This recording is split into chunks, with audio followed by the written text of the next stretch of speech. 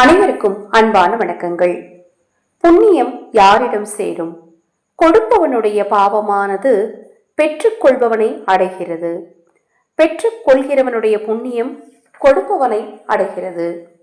காசி, ராமேஸ்வரம் முதலிய திருத்தலங்களை தரிசித்தும் கங்கை, காவிரி முதலிய புண்ணிய நதிகளில் நீராடியும் வந்த உத்தமர்களை உபசரித்து ஒருவேளை உணவு கொடுப்பதால் இருந்த இடத்தில் இருந்து கொண்டே அவர்களுடைய புண்ணியத்தில் பங்கெடுத்துக் கொள்கிறான். ஆதலால் பரலோகத்தில் நன்மையை விரும்புவன் எப்பொழுதும் தானம் செய்ய வேண்டும். தானத்தில் சிறந்தது அன்னதானம். யார் முறையாக அன்னதானம் செய்கிறார்களோ அவர்களிடத்திலேயே புண்ணியம் வந்து சேரும் என்று புராணங்களில் கூறப்படுகிறது. இது போன்ற எண்ணற்ற தகவல்களை தெரிந்து கொள்ள நமது சேனலை சப்ஸ்கிரைப் பண்ணிக்கோங்க. அனைவருக்கும்